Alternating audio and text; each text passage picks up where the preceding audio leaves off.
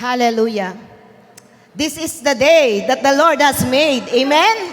This is not just an ordinary Sunday. This is a resurrection Sunday. So we remember how God died and how God lives and He will reign forever and ever and ever. Amen? We should rejoice and celebrate because God lives and He reigns for you and me. Amen? For today, I choose, yan, ganun na, we choose, the word choose, a very special person. Yan. Bilang anak ng Diyos, alam naman po natin, nadidiscern po natin sa puso natin, who is our true brothers and sister in Christ. Di po ba? Yan. Nararamdaman po natin yon. And tayo po ay magkakapatid sa Panginoon. Walang babae, walang lalaki, di ba? Lahat po tayo pantay-pantay. Yan, dapat pantay-pantay ang tingin ng ating Diyos sa ating lahat.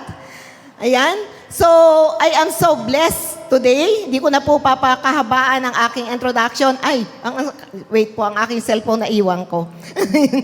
Hindi ko na po papahabaan yung aking presence sa unahan kasi gusto ko po na marinig nyo ang evangelist. Yan.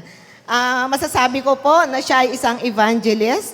So, isang evangelist po, kapag nag-preach, mahaba.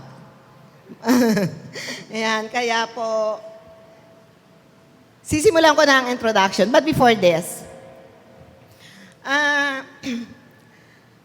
masasabi ko po na ang taong to ay naging kaisa natin sa ating naging kaisa, kapuso, kapamilya natin, sapagkat alam po naman natin na may mga pinagdaanan tayo in the past, lalo na po yung mga original na families of GIOS. So alam po natin na dumaan po tayo sa bagyo, hanggang ngayon may mga pagsubok, pero malalagpasan po natin yan sa awa at biyaya ng ating Diyos. Amen po.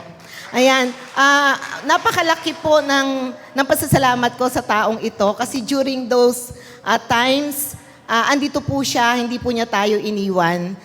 Sabi ko nga po, madidiscern naman ninyo sa puso nyo kung sino yung ka-espiritu ninyo. Amen ba? Amen? Okay.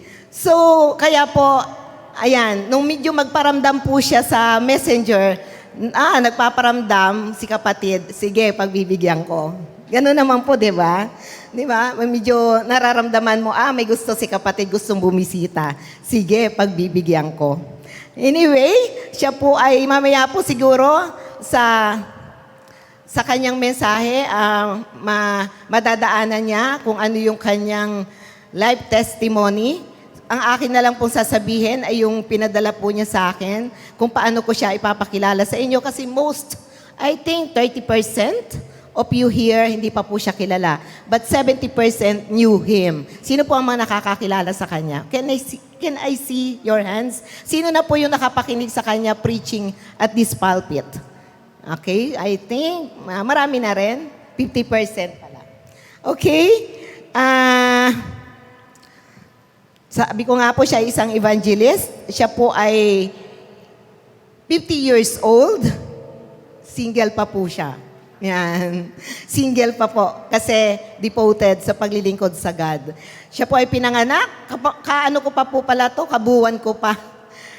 Nang ika-10 ng Marso, 1974. Siya po ay nag-aral noong 1998. Graduate po siya sa Muntinlupa. Yan. Alam niyo na po, Muntinlupa. Yan, taga Muntinlupa siya. Loob at labas.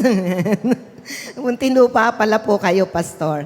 Noong 2001, nag-graduate po siya ng Ministerial Bible Course sa Paaralan ng Buhay. Hindi ko po alam kung saan itong Paaralan ng Buhay. Di ba sa langit? And then, noong 2004, nag-graduate po siya ng Pastoral Education. Nagkamit ng diploma in Theology at Jeruel Theological Institute. And noong 2007, nag-graduate po siya ng Bachelor of Theology at Jeruel Theological Institute also. 2017, graduate po siya ng Bachelor of Science in Commerce. Yan, nag-aral din po siya sa secular world. Nag-aral po siya ng Bachelor of Commerce Bachelor of Science in Commerce, major in Entrepreneurship at University of Perpetual Health. Ang kanyang po ministeryo is, we've seen this, nung nandito pa po siya for almost 6 months, nakasama po namin siya sa gawain dito for 6 months. Ang kanya pong ministry, sabi ko nga po, isa siyang evangelist. He is engaged in street preaching, bus preaching, street children evangelism, and chaplain po siya and coach ng mga kapulisan. Matapang. Kaya ingat-ingat po tayo. Matapang po. Sa ngayon po, siya po ay admin. Siya ang admin ng Arise and Shine Community Church. Ladies and gentlemen, let us honor our God in the life of Pastor Peter Villarin.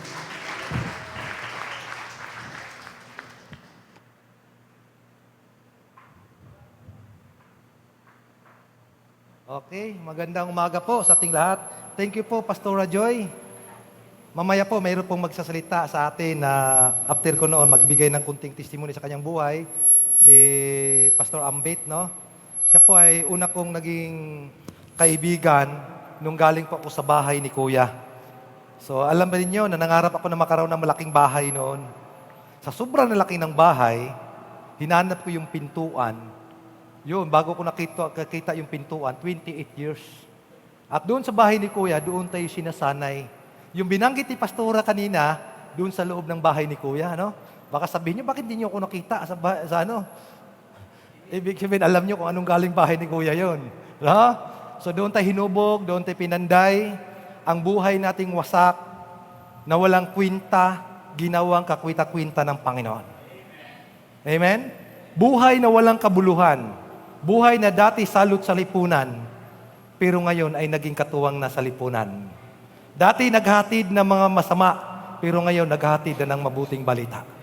Dahil ang Diyos na makapangyarihan sa lahat na siya ay muling nabuhay, ang siya rin nagbabagong buhay sa atin. Kaya sa umagang ito, ako po ay lubos nagpasalamat sa pagbigay ng paunlak ng ating pong pinakamahal na pastora, pinakamagandang pastora, masipag, ha? So, si Pastora Joy, kaya hindi ka pwedeng malungkot, Pastora. Lagi kang Joy. So, salamat po, Pastora. At alam nyo kung bakit, labis ko na kayong namimiss dito. Kasi kayo po ay aking naging kapamilya. Hindi lang, sabi ni Pastora, hindi lang kapamilya, kapuso pa. Katrupa at kabarkada. Kaya si Bisprin ko, Bisprin Norben, yun, namimiss ko. Hindi ka na nanalo pagkakonsyal, no? Sa sunod, takbo ka kapitan, baka manalo ka na.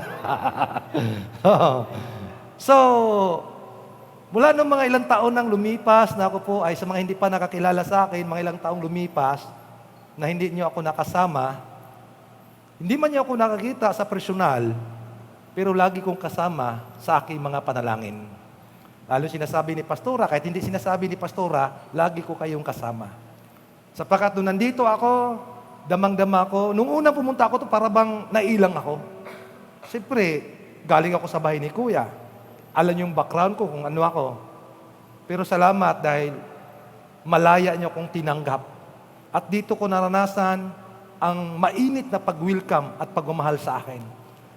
Sa dati nga, may naghatid sa akin ng pagkain, kaya lagi kong si Ate Evelyn, hindi ko makalimutan yan. Pastor, may makain ka na ba dyan?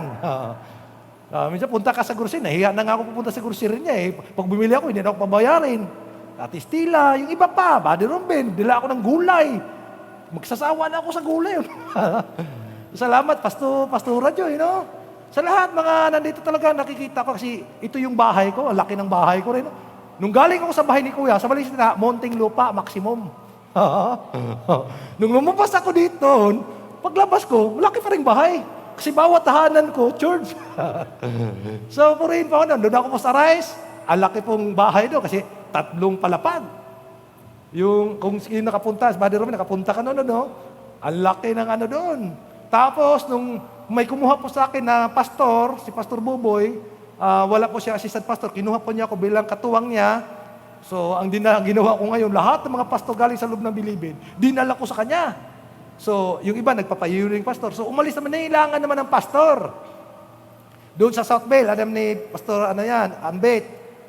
So, kung may nakaalam sa kwento ng buhay ko siya, nakala kasi lagi ko siyang kasama. At pumunta naman ako. Nung lumago ang church, nagsimula lang ako sa 5. So, yung 5, di-disciple ko. So, nung tinuturuan ko na sila, sabi ko, okay, hayo tayo. Punta tayo sa yung mga hindi na nagsisiba, pupuntahan natin, pupulapin natin. So, panahon ng pandemic noon, so, ang ginawa ko, hindi man sila pwede dalhin sa church, so ang church ang dinala ko sa kanilang tahanan. So, doon kami. After na kinausap kong kapitan, baka pwede na po kami magsisilbi. So, pumayag naman. Sabay nila, umabot kami ng 60. Nung umabot kami ng 60, kinuha naman uli. In-invite ako ni Pastor noon sa PAMI, anniversary noon, ako ang speaker. Nagla-live ako noon. Nagulat ako, nag-chat siya sa akin, Pastor, kumuwi ka na dito, kunin mo yung gamit sa church. At ganon.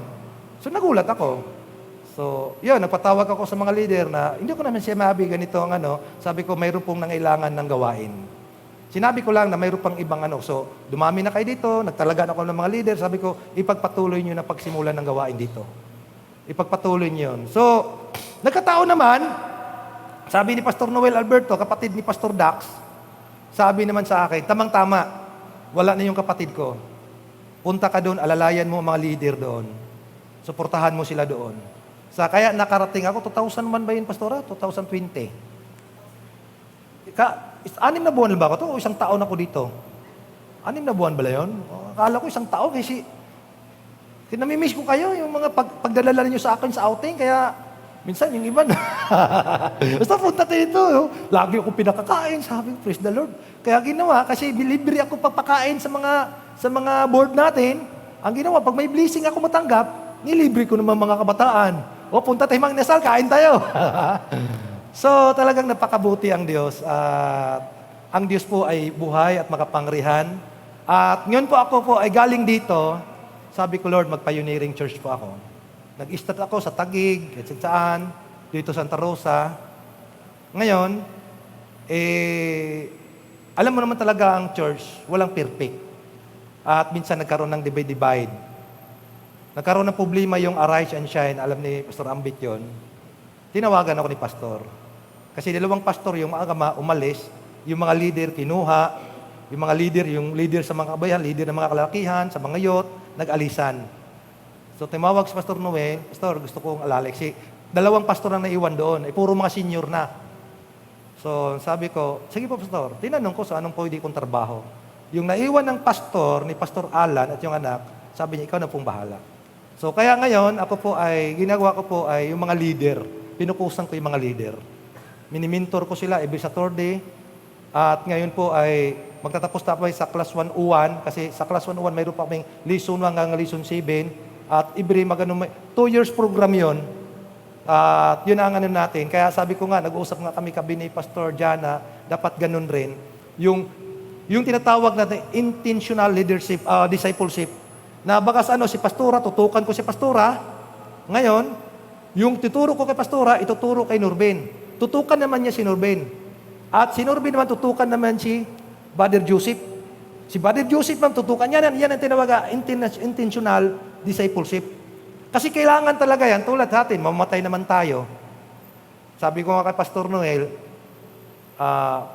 mamamatay tayo. Kaya ang ko ng mga leader, at bawat mga youth leader, mga leader sa mga kababayan, leader sa mga lalakihan, leader sa mga young professional, lahat sila, yun ang mga tinuturuan sa leader sa leader. So sila ang mini-mentor ko. Tapos sila nag-mentor, sila naman din ang nag-mentor din.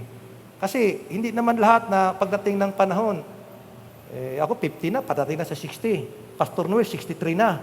Kailangan mayroong kapalit agad. Amen? So salamat po dahil nasabi ni Pastor Ercil kanina, narinig ko na mayroon silang leader. After dito, may pag-meeting pastora, may ano. So maganda yan. Kaya sabi ko nga kanina, ipagpatuloy niyo yung Bible study by bahay. Si ate noon, Bible study tayo. Si Lisa, nasaan si Lisa? Namimiss ko yung pagpunta sa bahay niyo. Yung mga pag-Bible study. Kasi yan isang kasama sa paglago sa spiritual natin. Kaya may nainggit sa akin sabi ko, hindi naman ako hangad maging senior pastor dito. Katuwang lang ng pastor. At hindi ko maghangad na ganyan. Katuwang lang, alalay lang. Gawin ko lang ayaw ko naman na wala akong ginagawa. Ang problema, sabi ko, Lord, nandito ako para maging katuwang. Lahat ng church, kaya nung ako umalis sa mga church, hindi ako kumuha ng mga, nagdala ng mga kasama. May kasama, Pastor, sama kami dyan. Doon sa Pastor Boboy, sumama kami dyan, Pastor. Di, wag. Kayo dito, suportahan nyo, ipagpatuloy yung gawain nyo dito. Suportahan niyo si Pastor Boboy, alalayan ninyo, sabi ko sa kanila. Doon po sa Southville, bago ako napunta dito noon, Pastor, sama kami ganito. Wag. Ay mayroong iba, hindi naiwasan. Nung nalaman ako na sa Arise din ako, sumama na rin sila. Ayaw na namin dito, Pastor. Sabi ko, bakit? Dapat, di, parang may something ganun. Pero mga kapatid, kahit anong mangyari, ang hamon ng Panginoon sa atin, magpatuloy po tayo. Amen? Tandaan po natin, bawat sitwasyon, bawat pangyayari sa buhay natin, habang tayo naglilingkod sa Diyos, kaakibat yung mga pagsubok. Kung atin po makita ang buhay ng Panginoong Isos, no? Sa Jesus, yung atin po mapag-usapan ngayon, yung tinatawag natin na the post-resurrection appearance of Jesus. Pagkatapos ng pagkabuhay ni Isos, siya ay nagpakita. So, atin pong mapapansin mga kapatid ko sa Panginoon, nung si Jesus, mula sa palang kanyang ministry, nung siya po ay atin pong mabasa sa Matthew chapter 4, nung bago siya magsimula sa ministry, siya ay nagpapasting ng 40 days and 40 nights. At naroon na po ang kaaway. Naroon na po ang kaaway. Hindi pa lang siya nag-start. Nag-aayuno pa lang siya. Anong sabi ng kaaway? Kung totoo kang Diyos, gawin mo ang tinapay, ang batong ito, gawin mong tinapay. At ang sabi pa, magpakatihulog ka. Sapagkat nasusulat, gumamit pa ng talata ang Satanas. At ang sabi doon, magpatira pa ka sa akin. Lahat ng bagay nakikita mo ay ibibigay ko sa'yo. Tuksoy, testing yan. Pero ang sabi ng Panginoon, walang ibang sambahin kundi ang iyong Diyos lamang. At ang sabi niya, hindi lamang ang tao nabubuhay sa tinapay lamang, kundi sa bawat salitang namumutawi sa bibig ng Diyos. Amen? Mayroon na yan, kakibat na yun. So, bago po tayo patuloy doon, tayo po manalangin. Aming Ama, Diyos na makapangyarihan sa lahat, samahan mo kami sa aming pong pakinig at pag-aaral po sa iyong salita. Salamat o Diyos sa isang malaking pribilehyo at pagkataon at sa pagpahintulot at pag-ayaya ni Pastora Joy, na ako po ay nakadalo ngayon, ang kadaong palad ko, aking mga kapatiran, na matagal ko nang kasama, matagal ko nang hindi nakasama, at ngayon muli ko sila nakasama, at isang kagalakan, O Lord, na kasiyahan, naramdaman ko ngayon, na nakaharap ko sila, Panginoon, upang magdala ng iyong mabuting balita. Pagpalain mo at basbasan mo, O Diyos, ang iyong pong salita, na ito'y patuloy na tumimo at magrima sa puso ng bawat sa amin. Sa iyong karangalan, kulatian at kadakilaan, sa iyong matamis na pangalan, sa iyong buktong anak na si Kristo Jesus, ang lahat ay magsabi ng Amen. Praise God. Hallelujah. Palakpakan po natin ang Panginoon. So, sa umagang ito yung pag-usapan natin. Pagkatapos ng pagkabuhay, nagpakita si Jesus. Sa English, post-resurrection appearance of Jesus. Dito po sa aklat ng Mateo, chapter 28, verse 1 to 20. Okay. Atin po makita dito yung dalawang, hinati ko to, verse 1 to 15. Yung una, yung Jesus appearance to two women, and siya din ay nagpakita sa 11 alagad. Okay. Ating bigyan pansin yung verse 1 to 15. Dalawa lang yon. Pero mayroong mga sub-points na mga ano doon nating makikita. Number 1, ating makita dito, Jesus appearance to him. So nagpakita. Pag sabing appearance, nagpakita. So nagpakita siya sa dalawang mga babae. Okay. So, yan ay makita natin sa verse 1 and 15. So lahat letter A, ating una, number 1 ating makita, letter A, the actions preceding this appearance. So, this action, yung ano pa yung, na ano lang, pagkatapos, yung nakita nila yung pagkabuhay ng ating Panginoon Kristo. Tayo ba'y naniwala na si Jesus ay muling nabuhay? 2,000 years mahigit ng ating Panginoon ay muling nabuhay. Subalit, ang araw nito ay ating ipinagdiriwang o ating sinilibrate na mayroong Jesus na namatay sa krus ng Kalbaryo, nabayubay at inigis ang kanyang banal na dugo, inilibing, at sa loob ng 3 araw ay siyang muling nabuhay. At ito ngayon ang ating pinagdiriwang na ang Diyos ay tunay na buhay, Diyos na makapangyarihan sa lahat at hindi siya natiling patay. Maraming mga leader na mumuno sa reliyon o sa anumang grupo, pero nung namatay ay hindi muling nabuhay. Si Jesus lamang na siya ay muling nabuhay.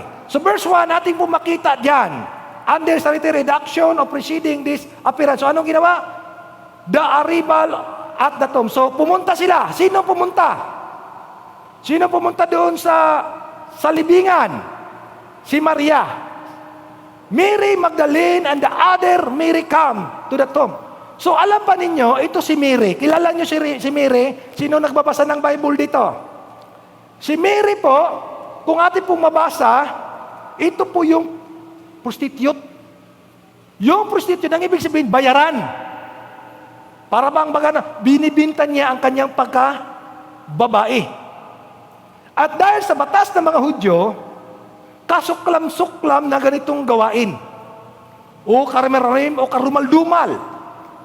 Kaya gusto ng mga tao na siya patayin sa pamagitan ng pagbabato. Ngayon, nandoon si Jesus. At alam na ginawa ni Jesus. Sumulat siya sa lupa. At ang sabi niya, kung sinong walang kasalanan ang siyang unang bumato. Pero walang bumato. Bakit? Dahil lahat ay nagkakasala. At nung si Mary Magdalene, siya po ay lumapit kay Jesus. Umiyak, hinugasan niya ang paa ni Jesus at ang hinugas hindi po tubig. Anong hinugas? Kundi ang kanyang mga luha. At kanyang pinunasan ito ng kanyang buhok. At saka binuhusan ng pabango si Jesus. At ito si Mary ito, kung atin po makikita, kung napanood po ninyo sa Passion of Christ, siya po ay lagi nung hinuli si Jesus, nandoon po siya. Habang si Jesus ay pasa ng cross, nandoon po siya. At yung dugo ni Jesus at kasama si Mary na ina ni Jesus, pinunasan yung dugo dun sa sahig na kung saan ay bumuhos ang dugo sa sobrang palo.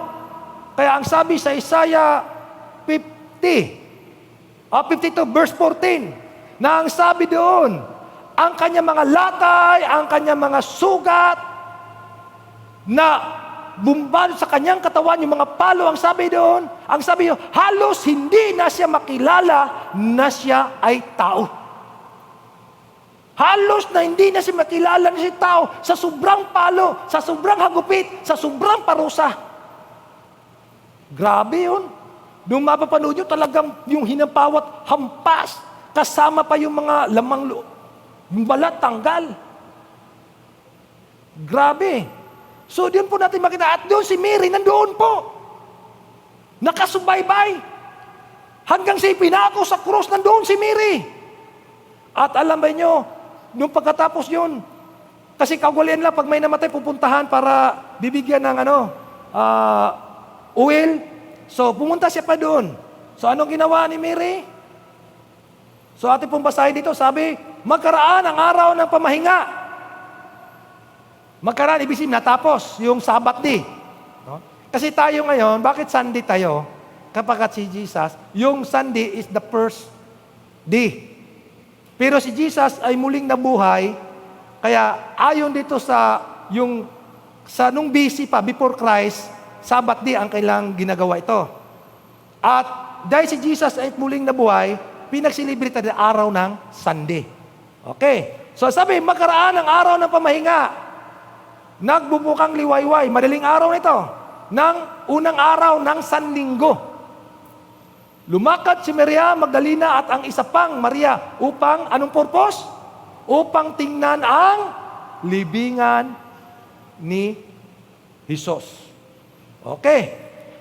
Akin pong pinag-aralan ang buhay ni Mary. Dito ako nabibili sa kanya na si Jesus, mula na siya tinawag ng Panginoon, mula na siya pinatawad, sabi, humayo ka, huwag ka nang gagawa ng pagkakasala pa. At si Mary Magdalene, sumunod na sa Panginoon. At nung siya po'y tinawag ng Panginoon at pinatawad, siya naging tapat at naging faithful ng Panginoon. Hanggang sa pagkamatay ng ating sinamahan niya. At siya pinakaunang dumalaw. Unang dumalaw. Kaya siya ang unang nakakita sa pagkabuhay ng ating Panginoon. So, yan po si Mary Magdalene. Okay? So, ang purpose para tingnan ang libingan ni Jesus. Okay, verse 2. Verse 2 and kasunod, Bunso. Ano mo, Bunso? Okay. Verse 2 to 8. Ano mo makita natin dyan? Dito ngayon, the angel beside the tomb. Yung angel nasa tabi ng libingan. Okay. Makita po natin, verse 2, sabi, biglang lumindol. This is the second. Ito yung pangalawang pangyaring lumindol. Nung unang lindol doon sa chapter, atin po makita doon, no? Sa chapter 27, verse 51, nung si Jesus ay, yung sabi niya, Panginoon, yung unang salita na, Panginoon, patawarin mo sila sapagkat hindi lang mga yung ginawa. Tapos, ang sabi niya daw, nauhaw ako, tapos biglang nagkaroon ng lindol. So, ito na pong pangalawa. Na pangalawa, ito yung lindol ng kanyang muling pagkabuhay. So, ang sabi na biglang lumindol, sabi sa English, His face shine like lighting and His clothing. Sabi dito sa aking Biblia, and behold, there was a great earthquake. For an angel of the Lord descended from heaven. Isang anghel na kung saan ay pinadala mula sa langit. And came and rolled back the stone. No? Sabi sa Tagalog, biglang lumindol ng malakas, bumaba mula sa langit ang isang anghel ng Panginoon. Anong ginawa? Iginulong ang batong nakatakip sa libingan at umupo si babaw na yon. So ano makita natin? His radyan. Pag sabing radyan, ito'y naglulingning, nagliliwanag. No? Kasi yung mga anghel, banal yan eh. Huh? Nagliliwanag, sabi dito. Verse 3, ang kanyang mukha, sabi dito, ay nakakasilaw na parang kidlat. No? Sabi sa English, his countenance was like lightning, and his clothing as white as snow. So, sabi puting-puti ang kanyang damit, verse 4. Ano nangyari? Sa verse 4, actually wala dyan, no? Wala, hindi nakalagay dyan, no? Sabi sa verse 4, nanginig sa takot ang mga bantay. Nanginig. Nanginig sa takot ang bantay. Okay. Tapos, sabi dyan, nang makita ang anghel at sila'y nabuwal na parang mga patay. Okay, tuloy mo na. So yan ang under the angel beside the tomb. Una, makita natin yung nagliliwanag ang anghel. Kasunod na, tuloy mo. Okay, ano pa? Yung tinatawag nating reassurance. Ibig sabihin, yung tinatawag na katiyakan. Ano pong binigay na katiyakan? Verse 5. Yung pong sa verse 5, ang sabi dyan, verse 5 to 6, ang sabi dyan, ngunit sinabi ng anghel sa mga babae, huwag kayong matakot. Do not fear. Sabi niyan, huwag kayong matakot. Alam kong hinahanap ninyo si Jesus na ipinako sa krus. Verse 6, wala na siya rito sapagkat siya'y muling nabuhay gaya ng kanyang sinabi. Halik kayo't tingnan ninyo ang pinaglibingan sa kanya. So atin pong makita dito, yung katiyakan, yung talawag na reassurance, katiyakan, kasiguruhan, na sigurado na si Jesus ay muling nabuhay mula sa mga patay, ayon sa verse 5 to 6. Amen? So, buhay si Jesus. May mga reaction din yan, mamaya, may makikita din tayo. Okay. Sunod, verse 5 to ano yan? 6. So, letter C, the angel beside the tomb, sa ating pumakita, his request. Ibig sabihin, mayroon siyang kahilingan. Mayroon siyang kahilingan. So, ano pong kahilingan na yon? Ang kanya pong kahilingan, verse 7 to 8, sabi diyan, magmadali kayo. Magmadali. at ibalita sa kanyang mga alagad. Sino yung kanya? Si Jesus. At ang nagsalita ay ang anghel. At anong sabi ng anghel? Magmadali kayo. At sinong pinagsabi ito? Yung mga babae. Si Mary Magdalene at saka yung si Mary na yung mother of James. Okay, kung kung babasahin natin sa Book of Luke, makita na po natin doon sa Book of Luke. So, Mary Magdalene and Mary of mother of James. So, ang sabi niya, magmadali kayo, kasi kayo plural. At ibalita sa kanyang mga alagad. So, anong ibalita? Na siya'y muling nabuhay. Amen? So, ang anghel ay nagkuman. Ito yung request. At ang request ng anghel nito sa dalawang babae, magmadali kayo. Huwag niyong patatagalan. Huwag na kayong paligoy-ligoy pa, huwag na kayong magchismisan, huwag na kayong magkwentuhan pa. No? Parang gano'n, magmadali kayo. At papunta sa Galilea. Makita ninyo sila roon. Ito yung siya o sila, yun po, yung pong, ano po to, yung pong mga alagad. Mamaya, malalaman niyo po rin kung sino po to sila. Makikita ninyo sila roon. Iyan ang balitang hatid ko sa inyo. Sabi ng angel, verse 8. Anong ginawa? Ito na yung respond. Pagtugon, sa verse 8. Pagtugon ng dalawang babae. Okay, sa verse 8 sabi, dali-dali nga silang umalis sa libing. Dali-dali. Parang excited, no? Hey, balita natin. No, yun pala, para bang yung pag tinawagan mo lumaya ako, kasi 28 years, di ba? Parang excited ako na, parang hindi ko alam anong dapat kong gawin. Peter, Villarin, laya ka na. Excited ako. Hindi ko. Parang hindi na ako kung anong dapat kong gawin. Kasi sa 28 years, tapos tatawagan ka ng laya. Di ba? Sa story, pakiramdam ko, ano na kaya yung kaya na naaalala ko nung bago ko lumaya. Nung paglaya ko, kumuha ko ng NBI. Nagpasama ako ni Brother Ambit, Sir Ambit. Samahan mo ako. Siguro hindi niya ituro sa akin paano paglagay ng yung sa LRT, yung card. Binigyan ako ng card. Ngayon, hindi ko nung tumawid na siya, hindi ko alam paano pumasok. Ngayon, ginanon kong yung harang. Ayaw bumaba. Ayaw. Ngayon, ginawa ko, gumapang ako ngayon. Gumapang ako. Sabi na sir, bawal yan. Hindi na, sir.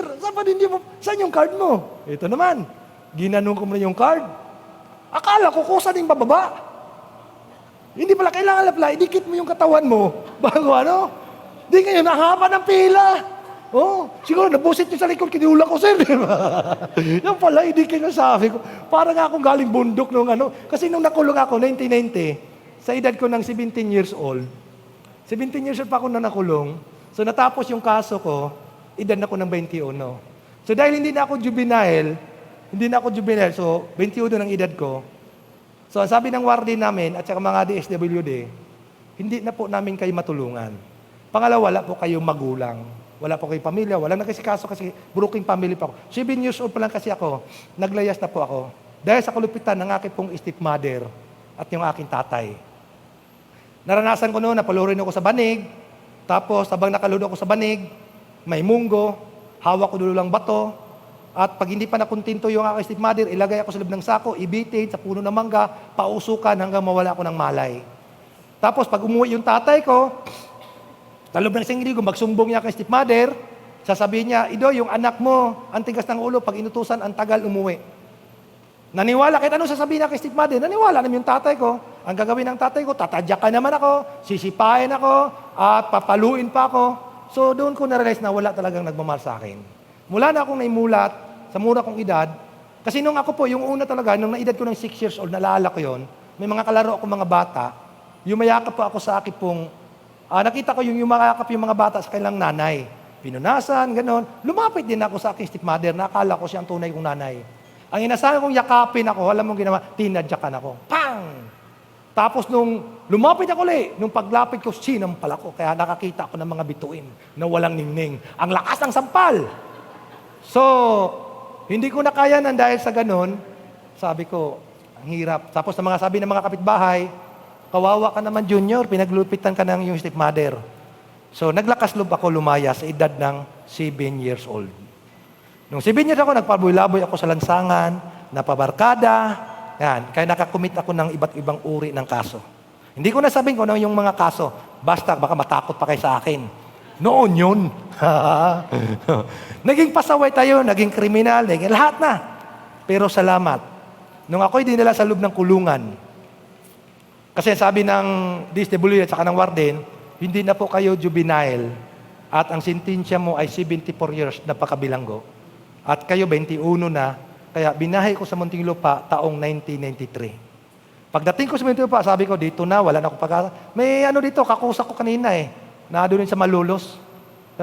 Ayun, sa Malulos, 11 years ka dyan, Okay. So kasama niya si kaibigan niya si Boy Bunos, yung dati ring siga rin dati sa Bulacan, Boy Bunos, kilala niyo, no? Pastor Boy Bunos. So, pagdating ko sa Muntinlupa, dito na matapos ang buhay ko. So, ang lecture agad doon sa pangkat, kasi 12 ang pangkat doon. Ang pangkat ko, busy, Batang Cebu. So, dahil murder ang kaso ko, dami akong mga kaso, okay, pakinabang ka sa pangkat, so gawin, ganito ka, ganyan, asintado ka. So, sama-sama ako sa mga gulo, riot, kaya itong kamay ko, lusbo, lahat, dami akong nangyari, nabaril pa ako sa Alam niyo, ito, nabaril ako sa edad ko ng 15 years old. Alam mo, pasalamat din ako bakit ako nabaril. At bakit doon nakakita yung mata ko. Alam mo, PWD ako. Yung palang PWD, dami palang benefits. Pag sumakay ako sa bus, 20%. Pag kumain ako, pakita ko lang ID, 20%. Sabi ko, salamat Lord. Kung hindi nabulang itong isang mata ko, wala akong... no? Kaya kumuha ako. Nung dito pa ako, wala pa akong noon. Nung bumalik ako sa Laguna, kumuha ako ng PWD. Ngayon, nadagdagan pa ministry natin. Nidagdag po yung mga PWD. Pastor, ikaw magpastor dito, ha? Ikaw ha? Sabi, sige. So, yon at sa balang sita, nung ako po'y nandoon, sabi ko, dito na, matapos ang buhay ko. Pero salamat sa Panginoon. May mga RBO, yung tawag nga mga religious volunteer. Pumasok doon, alam niyo, na-board again ako. Hindi dahil sa brad, sabi yan, imin naman yan. Ano ba yan? Wala yun. Sabi, hindi, maganda. Ano nagkaganda? May migay ng siupaw. Tsaka mayroong 100. Sabi ko, sige, yun ang maganda. Matin ako ngayon dahil sa siupaw lang at saka 100. Yung palang kapaparaanan ng Panginoon. Hindi ako agad na tumanggap sa nabudagin yung araw na yon. Ilang bisis pa ako umatin. Tapos nagagalit pa ako. Saan yung siupaw? Saan yung Mamaya na makinig ka muna. Sabi, tagal magsalita yung pastor. Para sa akin, tulad sabi ni Pastora, 2 oras ako magturo. Baka magutom na kayo. Mamaya, bago tapos na tayo bago mag-alas 10. So, yun nangyari, So, umatin ako. May nagsalita na dating bilanggo. At yung buhay niya, yung buhay ko, halos magkapariha kami. At nung bandang huli, sabi niya, alam ko, yung naranasan ko na sa tingin ko noon, walang nagmamahal sa akin na pamilya, walang magulang, nag-iisa lang ako. Parang pinabayaan at parang ako sa mundo, parang wala na akong kwenta sa mundong ito. Pero salamat na may Diyos na kilala ko at siyang nagbabago sa akin sa loob ng kulungan at siyang nagpapalaya sa akin. Kapatid, sabi niya, kung sino ka man na maaring naranasan ko ay naranasan mo rin. Walang imposible sa Diyos. Kung paano ko binago, babaguhin ka rin, Panginoon. Kaya sabi niya, kapatid, itong araw ito, isuko mo ng buhay mo sa Panginoon. Aayusin ka ng Panginoon.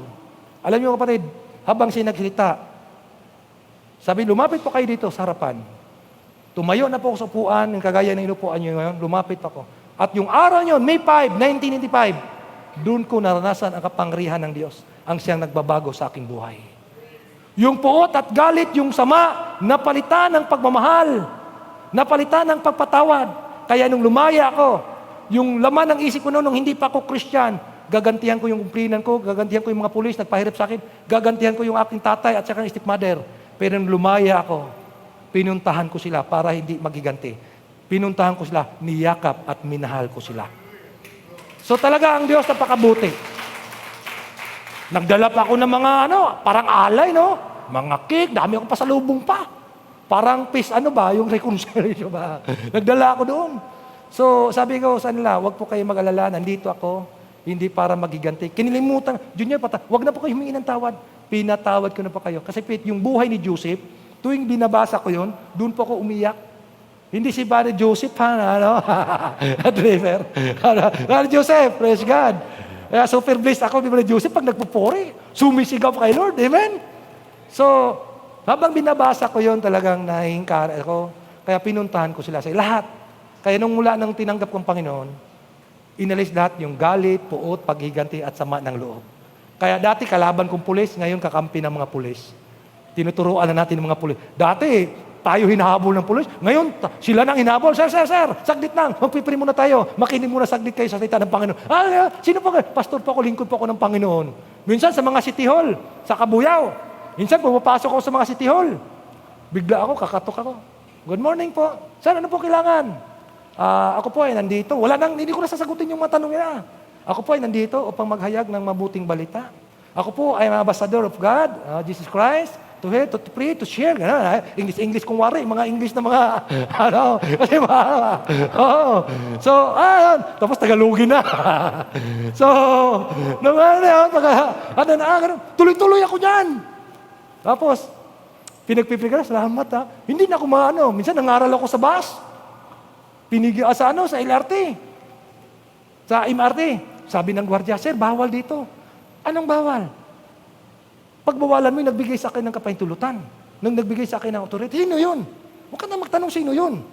Kasi pag once na kontrahin mo yun, mawawalan ka ng trabaho dito. Sige, tuloy-tuloy po siya.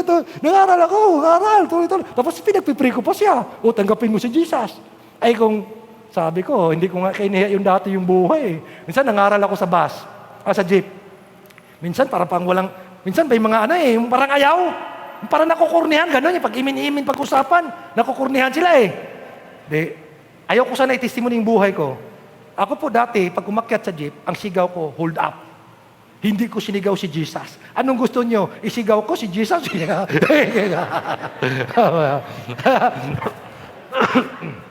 Kaya purihin po ang Diyos.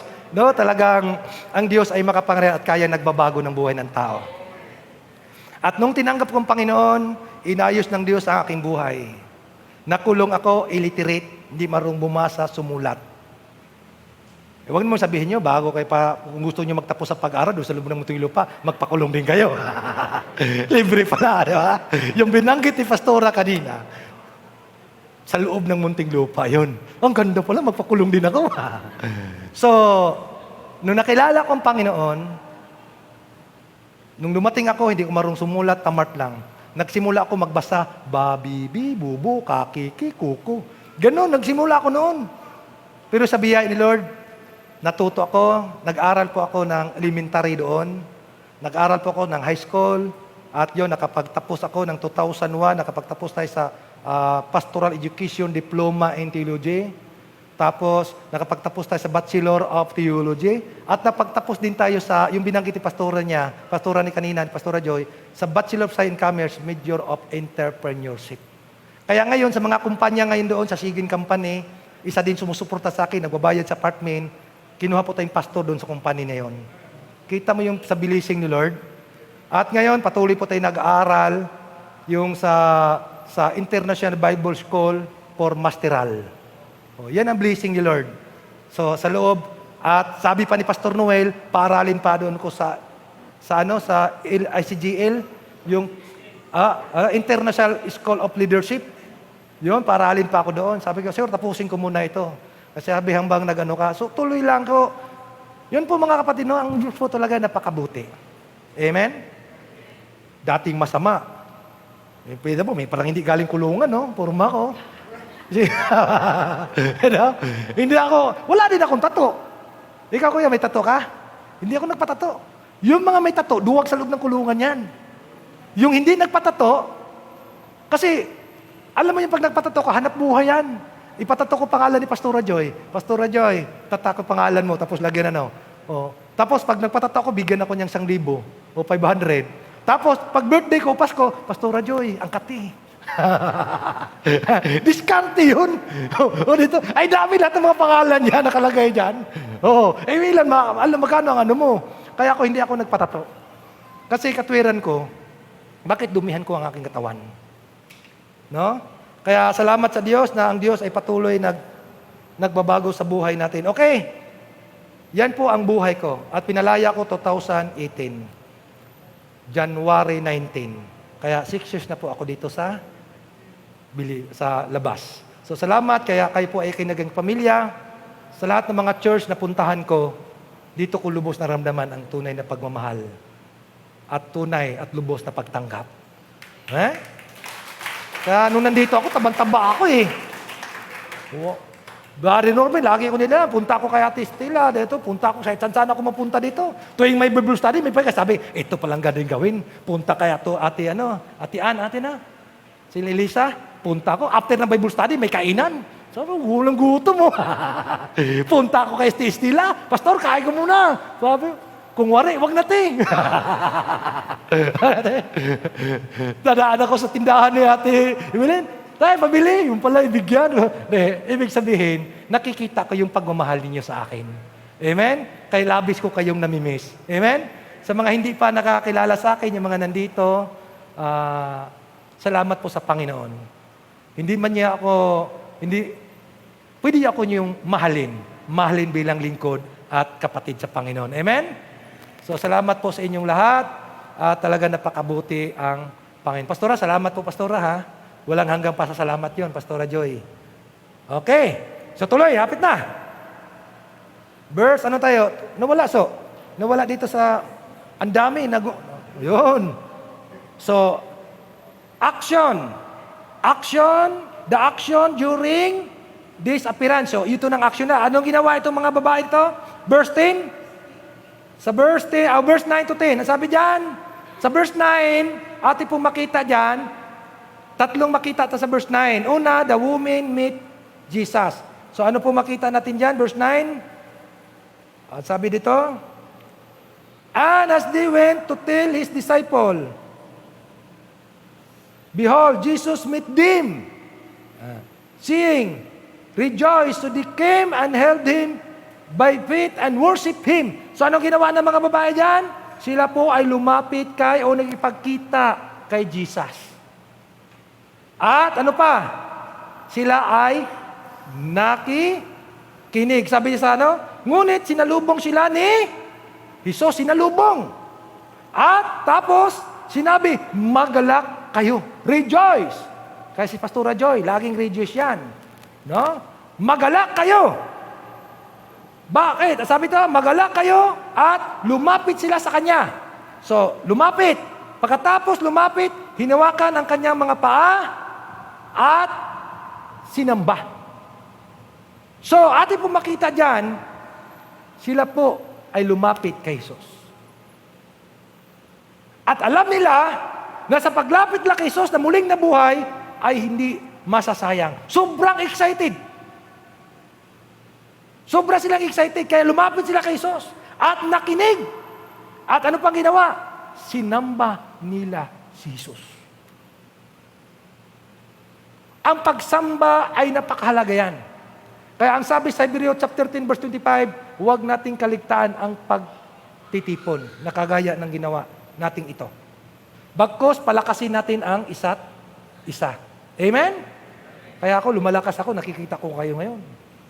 Brother Norben, no? Namimiss ko yung mahayo-hayo kami, Brother Ruben. Street preaching kami dyan sa kami lang dalawa. Brother Norben, sama tayo! Tuwing may masalubong namin, share agad, sila si Christian, si Pastor Ersel, no? Kaya sabi ko, tuloy nyo yan, street preaching. By bahay, house to house. Yan, yan ginagawa ko ngayon sa Rice. By bahay. Tapos yung mga leader na ina-assign ko, ikaw magbabusta dito sa itong pamilya nito, ha? Dalawang pamilya, Brother Ruben, dalawang pamilya, ikaw magturo dyan. Ikaw Hindi lang sa music lang kayo.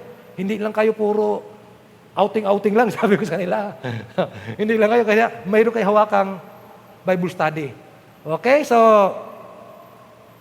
napakalaga yung pagsamba. Amen. Okay, kasunod. The woman of Jesus, yung pang-apat. Ang mga babae sumunod kay Jesus. Sabi sa verse 10, sinabi sa kanila ni Jesus, huwag kayong matakot. Inulit, no? At dito pala sa ngunit sinulubong at lumapit, magalak kayo. Yung una, magalak. Lumapit sa kanila at tinawakan ang kanyang mga paa at sinamba. Verse 10, sinabi sa kanila ni Jesus, huwag kayong matakot. Anong sabi? Magmadali kayo.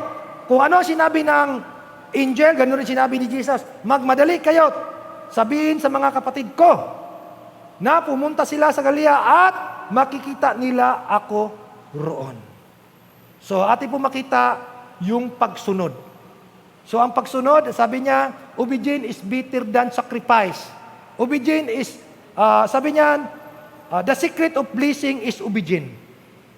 Ang sikreto ng tagumpay, ang sikreto ng mapagpapala is obedience. Alam niyo yung sinabi bakit sacrifice, obedience is better than sacrifice? Kanino sinabi yan? Ang nagsalita yan is sa Samuel at sinabi niya kay Saul sa 1 Samuel chapter 17. Alam mo sinabi niya yon? Dahil si Saul, nung inutusan na patayin ang mga kalaban, hindi pinatay. Sabi nyo, lahat ng hayop, lahat ng ano, lahat, walang iwan, walang ano. Alam nyo, ang ginawa ni Saul, nag-iwan yung mga magandang babae, yung mga siksi, ay ginawa niyang pinaasawa sa mga sundalo, yung mga matabang tupa, yung ano, kaya mumunta si Samuel, bakit may mga narinig akong baka, narinig ko ganito? Hindi, gusto namin ihandog kay Yahweh. Gusto namin ihandog kay Yahweh. Kaya doon nasabi niya na bakit yan? Hindi mo sinunod. Kaya nawala yung glory, inalis yung kalulatian. Yung glory, loss of glory nawala kay Saul. Kaya nung nawala na yon, yung praise ni God, umalis sa kanya, kaya lagi siyang naging buryong. Hanggang dumating ang panahon, consequent na patay siya, naparusahan siya, hindi siya nagtatagumpay sa laban dahil sa hindi pagsunod. Kaya doon nasabi, obedience is better than sacrifice. Amen? Kaya ito po, napakahalaga ang pagsunod. Kaya itong mga bahay, sumunod sila. Anong purpose? Para ipangaral at ipahayag si Jesus. Okay, kasunod.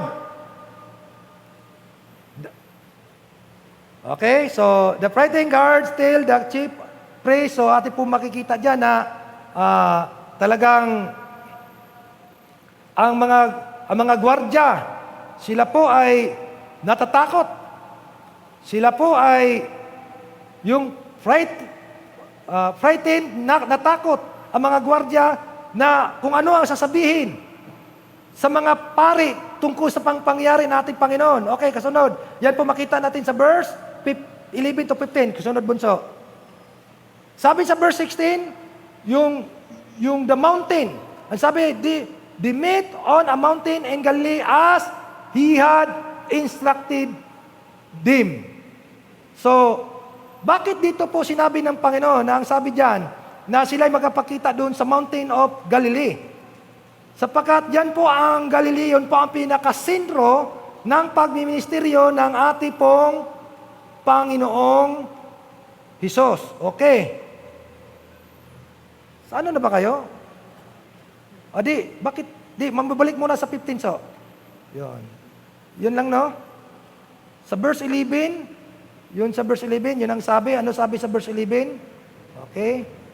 Pagkaalis ng mga babae pumunta sa lungsod, ang ilan sa mga kawal nagbabantay sa libingan at isilaysay ang mga punong pari, ang buong pangyari. Verse 12, nakipagpulong naman ang mga punong pari sa mga pinuno ng bayan at nagkasundo silang suhulan ng malaki ang mga kawal. So wala dyan, no? Hindi nakalagay dyan, so. Verse 11 to ano? The children gave a factual accounts concerning what happened. So, parang nag-uusap sila na kailangan. Dahil una dyan, makita po tayo yung concerning na sasabihin ang katotohanan sa verse 11. So, ating makita.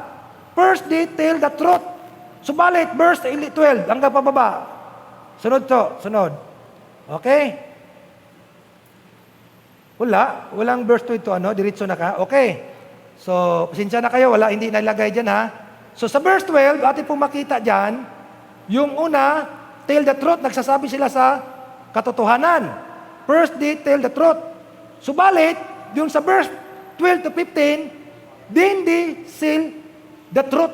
Parang binayaran ang katotohanan. Na ang sabi dito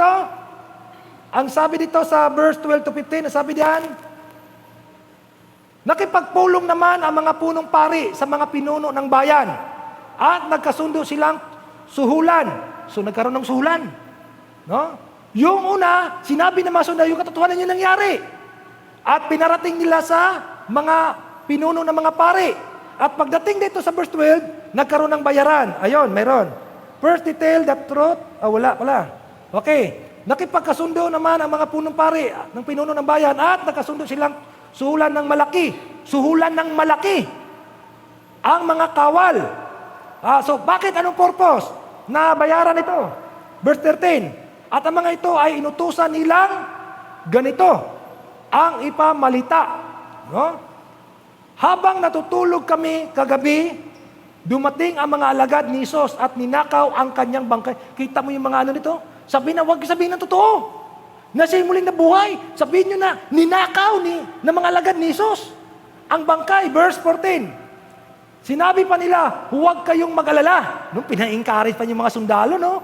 Puro kasinungalingan. Huwag kayong mag-alala. Kung makarating man ito sa gobernador, kami ang bahala. Okay. Verse 15. Anong ginawa? Tinanggap ng mga bantay ang suhol.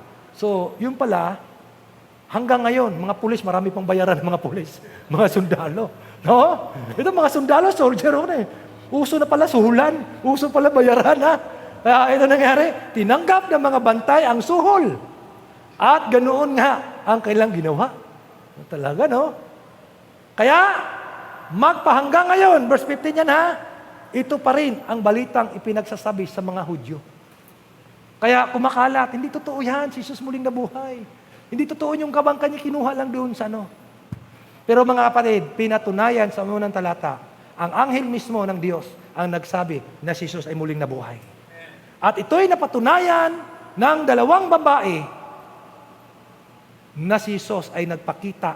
Sinamba pa nila, lumapit sila, sumamba pa sila, at sinunod pa nila. Dahil Jesus nito ay tunay na muling nabuhay. Okay, pangalawa na tayo.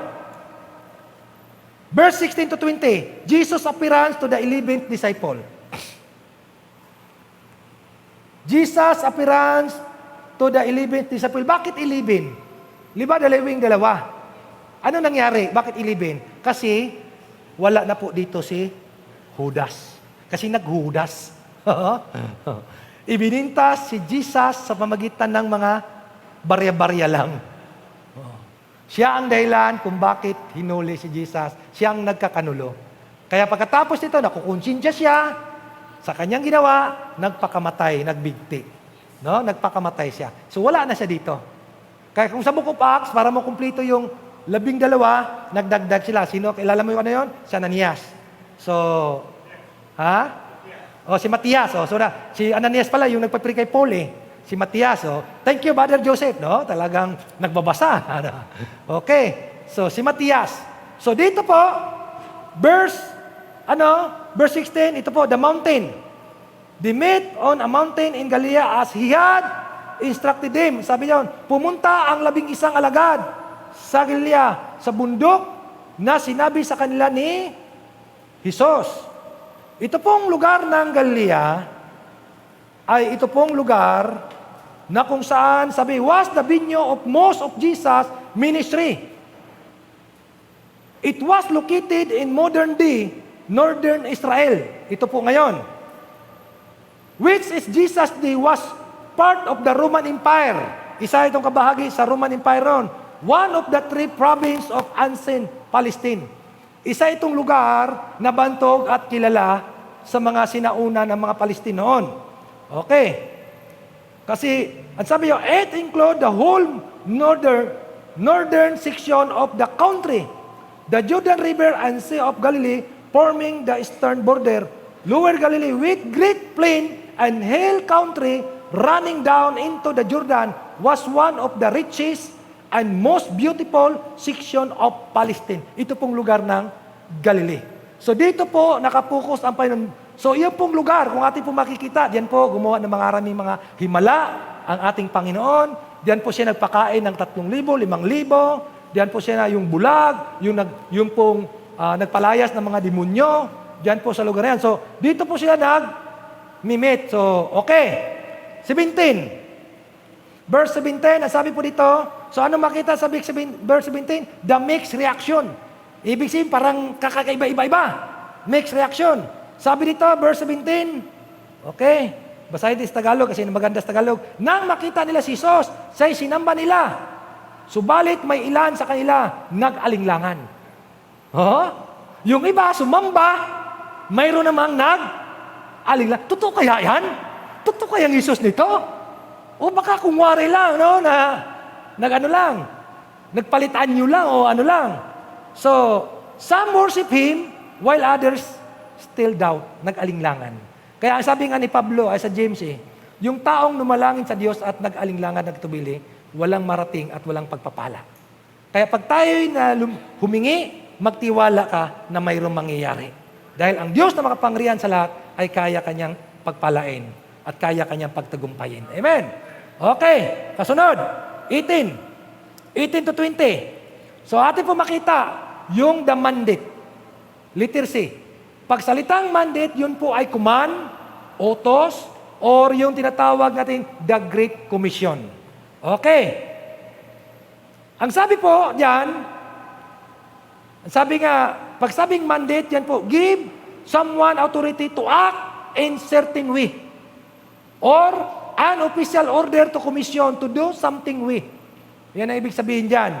So, ang sabi sa verse 18, ang sabi ng Panginoon diyan, ang sabi diyan sa verse 18, lumapit si Jesus at sinabi sa kanila, ibinigay na sa akin ang lahat ng kapangyarihan sa langit at sa lupa.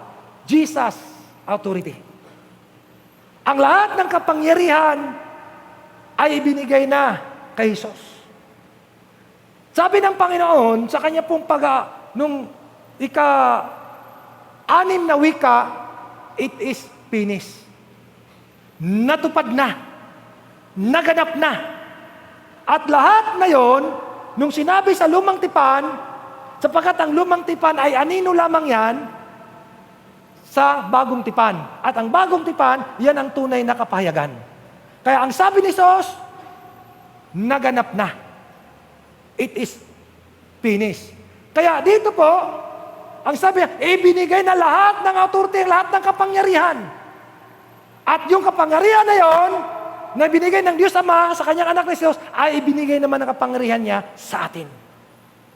Bakit tayo matakot? Bakit tayo mangamba? Because the power of God nasa atin na. Amen? Yung authority nasa atin na. So ano po ngayong authority na yon? Verse, pangalawa, ano yung authority na binigay? Ito na ngayon, Jesus assignment. Kaninong assignment ito binigay ni Jesus? Kanino? Sa kanyang mga alagad. So, ano sabi diyan? Verse 19 to 20. Kaya't habang kayo'y humayo, habang kayo'y humayo, o sabi, humayo kayo, gawin niyong alagad ko ang mga tao. Ang ganda nito, ang mga tao. Sa lahat ng dako o sa lahat ng bansa. Ito yung command. Ang tawag, Great Commission. Ito ngayon ang command, huling hagubilin ng ating Panginoon na siya'y muling nabuhay. Ang Great Commission, ito'y muli na siyang nabuhay. At sinabi niya, humayo kayo. Purpose, go, is to reach out of the people. Bring to Jesus. Amen? From the rag to the rich, from the ordinary to extraordinary. Amen? So, yun po ang purpose na ang mga tao mula sa dilim, dalhin sa liwanag. That is the purpose. To preach, go. Kaya preach the gospel. And after that, anong dapat gawin? To make disciple. Ang sabi niyan, gawing alagad. Ang ibig sabihin, disciple means pupil, student. Nakikinig, nagpapaturo. Ano ang purpose? Para tayo lumago. Kaya ito po, mga kapatid ko sa Panginoon, huwag niyong hayaan si Pastor Joy lang, si Pastor Elsie lang, yung mga leader, yung mga board. Kaya ang tanong ko, kumusta na? May na-disciple na ba tayo? Tulad ng sinabi ko na dapat, mayroon kang napupusan. Dapat mayroon tayong na-disciple. Hindi lang para bang nagsishare ka, parang ipinanganak tapos pinabayaan lang. Anong tawag yan? Ina-abandon mo lang. No? So, hindi mo nalagaan. Nagtanim ka, hindi mo diniligan. Pag nagtanim ka, diligan mo. That is, pag tapos na tumanggap sa Panginoon, dapat i-disciple mo yon. Hanggat yung tinuro mo, yung disciple, mag-disciple din ng iba. Kaya, ang purpose natin ngayon, leaders to become leaders to leaders. Leader ka na at maging leaders pa. So, yun, no? At sabi ito, bautismuhan ninyo sila sa pangalan ng Ama. That's command. Ito yung pinaka-ordinansa ng ating Panginoon, yung communion and baptism. Kaya salamat po sa Panginoon. Congrats po sa mga nabautismuhan, sa mga nakaraan pastora, no? Salamat, congrats po sa mga nabautismuhan. Ngayon, wala na pong hindi yung Lord, wag mo ng kamay ko kasi ayaw pa tumabago. Ito lang, nalaala ko yung, ang katawan ko lang nabautismuhan, ang katawan ko lang nabago, pero yung kamay ko hindi pa. Hindi, lahat niyan dapat bago na. Ang sino nakipag-isa kay Kristo ay isa ng bagong ilang. Okay. Bautismuhan sila sa pangalan ng Ama at ng Anak at ng Espiritu. Turuan nyo sila. Yon. Turuan nyo sila sumunod sa lahat ng inutos. Paano matuto ang tao kung walang nagtuturo? At paano ka rin matuto kung hindi ka rin magpaturo? Amen? Kaya kailangan magpaturo po tayo. Kapag kaya salamat po sa Panginoon. At kayo po ay dumadami na. Parami. Kung may nawala, may idadagdag. Amen po ba? Pag may nawala, may idadagdag. Kaya sabi ko, Pastor Noel, huwag kang malungkot sa mga nawala. Ngayon, may nidagdag na, marami na. Maraming mga kabataang nawala, maraming mga nanay nawala, dumadami na uli. Kaya sabi ko, balang araw, sa sunod, maging 2 worship naman. Amen? Basta tuloy lang ang paghahayo. Kaya ganun po tayo dito mga kapatid. Ano mang sitwasyon, ano mang mangyari, ito lang palaala ng Panginoon. Patuloy po tayo. No retreat, surrender. Okay? So panghuli. Ito yung assignment natin. Yung assignment natin, go, reach out, and make disciple. Baptism, and to teach. No? Turuan. Okay. At panghuli, Jesus assurance. Tandaan po natin, ito yung pangako ng Diyos. Pag ang tao nangangako, napapako. Kaya may kasabihan, sapat ng pangakuhan ka, kalabisan na pag tinutupad pa. Ako, dami nangako sa akin, may bibigay ng ganito, pero hindi natupad. Pero yung hindi nangangako, na magbigay ng motor, natupad. Sabi ko, biglang nagsabi sa akin, Pastor, sabi ni Pastor Noel, punta ka dito. Kunin mo yung 85,000. Bumili ka ng motor. Praise the Lord. Kaya dala po namin yung motor. Ng motor lang makipapunta ito. Yung Honda Click Model 2024. Praise God, no? Purihin pong Panginoon. Diyan si Lord. Okay. Kaya sabi, tandaan ninyo. Tandaan. Ako'y laging kasama ninyo hanggang sa katapusan ng panahon. Praise the Lord. Hallelujah. Amen. Hindi tayo iwan. Ako, naranasan ko na yan. Mula sa loob ng kulungan. Nagkasakit ako, wala akong dalaw, pero kailanman hindi ko pinabayaan ng Panginoon.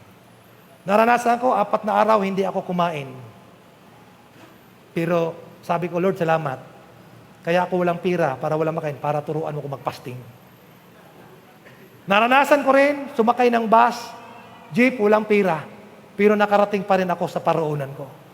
Nung pumunta ako sa Muntinlupa, nangaral ako doon, may humingi sa akin ng bilanggo, binigyan ko 50 pesos. Yung wala, last na palang pira ko. Nung sumakay ako sa motor, sabi ko, Brad, pasensya na po, kalalaya ko lang. Wala pa akong pira. Gusto ko makauwi sa Laguna. O sige, sakay po kayo. Alam mo, blessing ni Lord. Nung sumakay ako sa tricycle, wala akong pamasahe. Ako pang binigyan ng pira.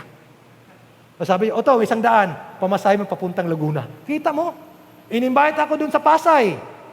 Nung nakapunta din si Pastor Ambit, yung una kong in-invite na wala pa si Brother Ambit noon. Si Pastor John, sabi nila, Pastor, punta po dito magturo sa mga kabataan. Hindi ko sinabi wala akong pira. As in, wala talaga ako. Hindi ko sinabi, baka sabihin na, pira ang humble natin. Sige, Pastor, makarating po ako dyan. Sabi ko, Lord, nagpipray ako. Lord, makarating ko, makapagturo ko sa mga kabataan. Nagpipray ako ng gabi na yon. Alam mo, si Lord, alam niya pangailangan mo. Paglabas ko sa pintuan, sa church, nasa lubong ko, Pastor Buboy. Pastor, saan po pumunta mo? Pastor, punta po ako sa Pasay. Oh, ano, may pamasahe ka? Yan, ang magandang tanong, Pastor. Yan, binigyan ako ng 200. Pagdating ko sa Pasay, after ko magturo, sabi, punta po sakay sa bahay. Binigyan ako ng 1,000 ni Pastor. Binigyan ako ng 1,000 sa kanyang asawa. Tapos kung magturo sa mga anak niya, kinamayan ako, pagkamay. Sikrito pa. 1,000. Tapos may pabango pa. Praise God. Tapos yung pag-uwi ko, kinamayan naman ako. 500 pa.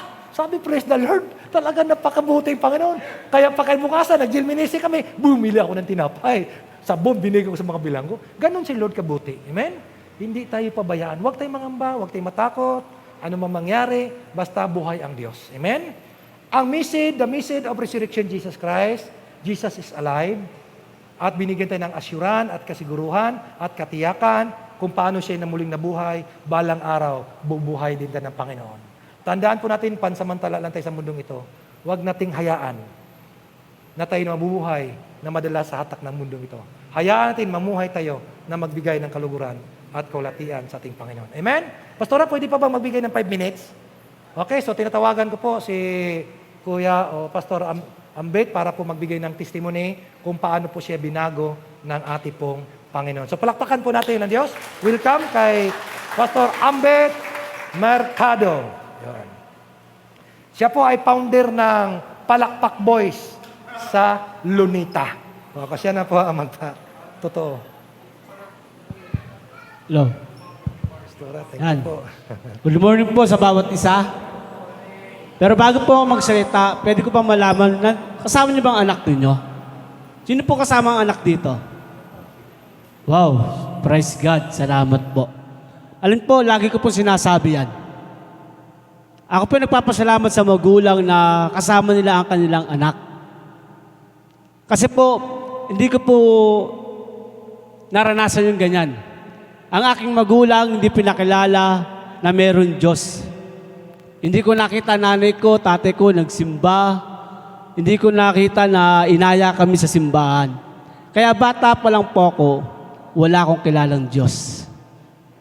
Kaya lagi ko sinasabi sa mga magulang, sino ang kasama ang kanilang anak? Kasi nagpapasalamat ako sa inyo dahil bata pa lang ang inyong mga anak, sinasama na ninyo sa simbahan at pinapakilala na ninyo na meron Diyos. Ako po, lumaki po ako ng Tondo eh. May matagando rito kanina, kausap po sa kuya. No, isang lugar lang po kami. Ang Tondo, sabi ng Tondo, libingan ng mga siga. Ako yung dating siga na nilubog at inugot ng ating Panginoon. 4 years old pa lang po ako, nakakita ko ng pinugutan na ulo. Sabi ko, wow! Paglaki ko, gagayain ko yan. Ayun po ang pangarap ko. Abang lumalaki ko, abang nag-aaral ako. At nung ako'y nakatapos ng elementary, nag-stowaway na po ako sa amin. O naglayas. Bakit? Kasi hindi ko po naramdaman ang pagmamahal sa akin ng aking magulang. Pag humihingi ang kuya kong pera, ang ate kong pera, pag humihingi, laging meron. Pero kapag ako humihingi na, laging wala. Ang buhay namin sa Tondo, di naman kami mahirap, di naman kami mayaman, kasi meron po kami mga kabayot kalesa doon na pinalalabas. Sa madaling salita, naglayas ako, no, pag-graduate ko ng elementary, at napunta po ako sa Avenida, sa Luneta, natutulog po ako sa bangketa, sa Avenida Rizal. Ngayon, mag-isip ka, paano kaya ako mabubuhay? Kapag naglayas po ako, wala pong tutulong. Walang mapapakain sa'yo, wala kang bibiling damit, wala kang ganito, kasi naglayas po. Sa madaling salita, sa 12 years old pa lang po ako, ang ginawa ko po, nagtrabaho na po ako sa Avenida. Ang trabaho ko po, sa edad kong 12 years old, ako po yung nag-i-snatcher ng Avenida Rizal. Alam niyo ba yung snatcher? Pakuha ko ng kwintas, bracelet, hanggang sa 13 years old ako, naranasan ko na pumakulong. Doon sa Manila City Hall, sa juvenile. Gagawin ko, wala namang gwardiya kasi yung araw eh. Kakain lang ako at babalik tatakas at babalik na naman ako sa trabaho kong ganon. Hanggang sa edad kong 15 years old, nakakilala ko ng mga big time old-upper. Sila ang nag-train sa akin kung paano kumita ng malaki. Kasi katuwiran ko, maliit at saka malaki, parehas lang kaso yan, robbery pa rin. Kaya sa 15 years old po ako, naging big time old-upper na po ako. Marami na po akong pera. Kasi ang ino-hold up po namin, grocery na malalaki. No? Gasolinaan, ino-hold up po namin yan. Pag wala kami makitang ganun, ginagawa ko po, umakat po kami ng bus. Nag-i-istrebo po kami. Lahat ng pasahero doon, ubos. At may time na kapag in-hold up namin, lumalaban, binabaril ko po. Kasama po sa buhay namin na pumatay ng tao. Kaya sa edad ko 15 years old, nakapatay na po ako ng tao. Hanggang sa natuto ko, 16 years old, no, marami na po akong pera, milyon na po ang pera ko. Pag binibigyan ko ang pera ng nanay ko, ayaw tanggapin eh. Bigyan ko 100,000, 50,000, ayaw tanggapin. Kaya ginagawa ko, inuubos ko lahat sa barkada. Hanggang sa 16 years old po ako, nauli na po ako ng Manila City Jail sa kasong robbery with attempted murder. Nakulong po ako ron. Ako pinakabatang nakulong sa Manila City Jail, 16 years old. Tumagal po ako ron ng 6 na taon. Nagamat sa kulungan ni M&M na tinatawag, sabi ko nga sa kanila, magulang ko nga, hindi pinakilala sa akin na meron Diyos, kayo pa kaya. Kaya wala rin po akong tato. Meron lang po ako tatak, Sputnik, Planeta lang. Pero maraming tato, wala. Kasi katuwiran ko niyan, may lumapit sa akin ko, sa tatuan kita. Sabi ko, yung tato na ba yan nilalagay mo sa katawan ko, makakailag pa yan pag binaril? Ano po ang katuwiran ko, pag sinaksak pa yan, makakailag ba yung tato na yan? Kaya wala pong malakas na loob ang tato po sa akin. Sa madaling salita, lumaya ako after 6 years. Pero hindi pa po nabago ang buhay ko. Kasi ayaw ko tanggapin ng magulang ko. Ang ginawa ko po, bumalik po ako. Nakulong ulit ako sa Quezon City, sa Pasay City Jail. No? Labas-pasok po ako ng kulungan. Yung ako'y nasa Luneta, year 2002. Ewan ko kung pamilyar po kayo sa Palakpak Boys. No? Walang ginawa kundi mga hold up, bumatay, makipagbarilan sa mga pulis. Ako po yung nagtatag ng Palakpak Boys. Ako nang hold up, ako nakikipagbarilan sa mga pulis. No, ako nagpaplano kung sino ang taong tatargetin namin. Hanggang sa year 2004, naging wanted po ako ng Luneta, ng Manila. Bumalik po ako sa Tondo, sa amin sa Bangkusay. Alam niyo, ginawa ko sa Tondo, wala pa rin pagbabago. Drugs, inom, sugal, away dito, away doon. Kapag ako'y lasing na, kung pinagbabawalan kami ng barangay, ginagawa ko sa barangay namin, iniitsa ko yung bote. Pag pinagbabawalan kami, binabaril ko po ang barangay. Ayos lahat ng tao sa amin, wala nang tiwala sa akin. Year 2007, sa madaling salita, 1 linggo po ako walang tulog. Sabi ko, totoo bang may Diyos? Kasi kung totoong may Diyos, bakit pumatay ng tao? Bakit nagpaihirap sa mga tao, wala namang kasalanan? Bakit naging ganito ang buhay ko? Kung totoong may Diyos. March 22, 2007, na-invite po ako ng pinsan ko sa Iba Zambales. Pamilyar po kayo sa Iba Zambales, youth camp. May isang tao raw na nagsabi, kung gusto mo mabago ang buhay mo, lumapit ka sa akin at ipapanalangin kita. Alam niyo po, hindi po ako lumapit sa tao na yon dahil matigas po ang puso ko. Pag ako nabubugbog ng pulis, lahat ng naranasan ko, chochor, lahat, nakikita niyo sa TV kung gaano kalupit ang pulis, naranasan ko po lahat yon. Yung ako pumunta sa parkingan ng bus, isa lang po ang sinabi ko sa ating Panginoon. Panginoon, hindi ko kaya magbago. Pero naniniwala ako sa iyo, kaya mo akong baguhin. Alam niyo po, simula po noon, iyak ako ng iyak, di ko alam kung bakit, di ko mapaliwanag kung bakit. Kasi 3 days po yun. Masaya po ako. Sabi ko, Nay, magbabago na ako. Ano sabi ng nanay ko sa akin? Ambet, hindi ako naniniwala sa iyo. Alam niyo po, hindi po sumama ang loob ko sa magulang ko. Ang ginawa ko po, kasi yung araw, pag nakikita po niya sa TV, nababasa na ako sa dyaryo, dinadala naman niya ako ng pagkain sa kulungan. Kaya naisip ko kahit paano, mahal din ako ng aking magulang. Alam niyo po, ang ginawa ko po, nagpatuloy po ako. Sabi ko, Lord, ayusin mo ang buhay ko, maglilingkod ako sa iyo. Nagbabasa po ako ng Bible sa Quadra. Alam niyo yung Quadra? Yung kulungan ng mga kabayo. Kasi meron po nga po kayong kabayo. Kaya sabi ko, Panginoon, Ayusin mo ang buhay ko, maglilingkod ako sa iyo. Ano, after 4 months po, lahat ng bisyo ko tinanggal po ng ating Panginoon. Dahil nakatapos po ako ng Biblia. Sabi sa akin ng kaibigan ko, kunyari ka lang, tara. Inaya po niya ako ulit magbisyo. Ang ginawa ko po, sobrang kulit niya, yung minura niya ako, nasaksak ko po siya. Yung pagkasaksak ko po sa kanya, pumunta po ako sa church. Nagulat yung mga kasama ko, puro dugo ako. Sabi ko, nakasaksak ako ng tao. Bakit? Kasi inaaya niya ako magbisyo ulit. Inaaya niya ako kung sa dating gawi. At minura niya ako.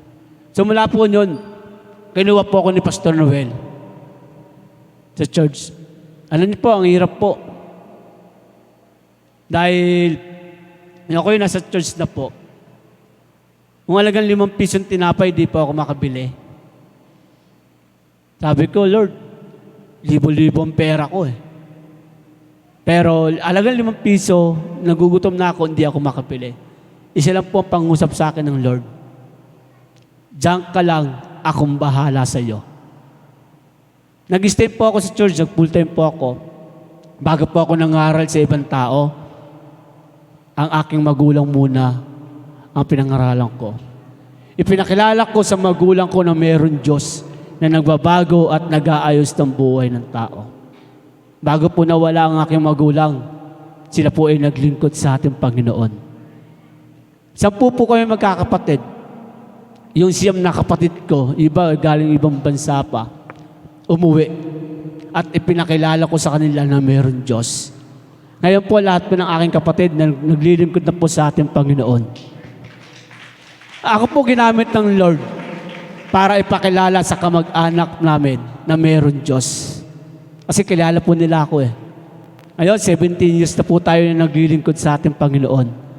Naikot ko na po ang buong Pilipinas para ipangaral ang salita ng Diyos. Ngayon, maayos na po ang buhay ko. Maganda na po ang buhay ko. Wala po akong pinag-aralan. Sabi ko, Lord, bigyan mo po ako ng makakasama ko sa buhay. Yung may pinag-aralan. Di ba? Yung tutulong sa akin. Alam nyo, year 2017, ako po'y binigyan ng ating Panginoon na kapartner, isa pong teacher. Hindi na po sa teacher, kundi isa po missionary din po siya. Ngayon, maayos po ang buhay namin, bigyan kami ng bahay. Kung alam niyo po, Santa Rosa, Enchanted Kingdom. Sa isang subdivision po kami nakatira, up and down ang bahay namin. Wala po akong trabaho. 17 years. Nag-full time pa ako kay Lord. Pero kahit kailan, hindi po ako pinabayaan ng Diyos. Meron po kami sasakyan na ginagamit. May nagbigay po sa akin Aerox. May nagbigay po sa akin NMAX na motor. Alam niyo po, napakasaya maglingkod kay Lord. Basta tulad ng topic natin, sa favorite ko po yung March 28. Simula 18 hanggang 20 yun. Umayo kayo. Gawin nyo lahat. Turuan sumunod sa mga pinag-uutos ko. Kahit kailan po. Sabi ko po, kahit saan po. Meron po akong testimony sa 700 Club. No? Kaya purihin po ang Panginoon. Patuloy lang po tayo. Umayo po tayo. No? Nakasama natin ang ating Panginoon. God bless po.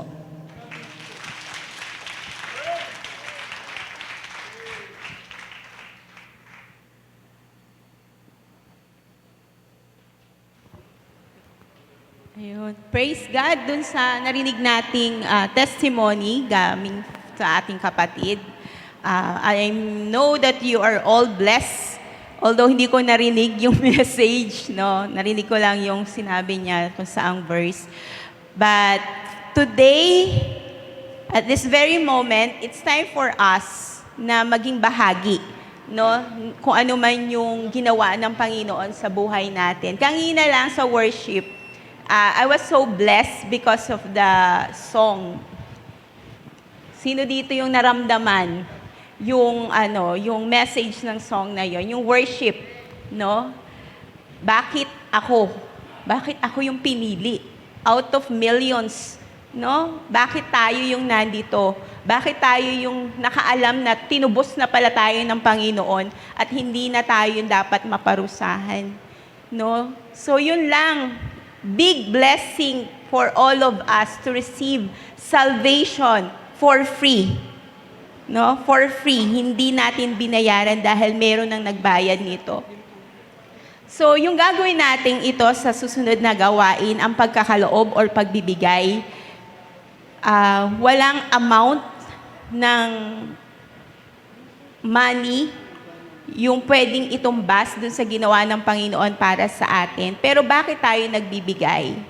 Dahil ito po ay magiging extension ng mga paa at kamay ng mga taong ginagamit at gagamitin pa ng Panginoon para i-reach out yung mga taong nangangailangan ng kaligtasan. Yun naman yung ating ultimate goal and mission why this church is existing. Not for anything else. Hindi para magpayaman, para magkaroon ng magandang building, no? Para magkaroon lang ng mga possession dito sa lupa. Pero ang ating ultimate mission is to reach the unreached people. At iyon yung gusto ng Panginoon. Pero syempre, mayroon dapat kalagyan yung mga nare-reach out na yan. Pero sabi ko nga, ang Diyos, katulad ng testimony ng ating kapatid, from nothing, no? From nobody sa standard ng mundo.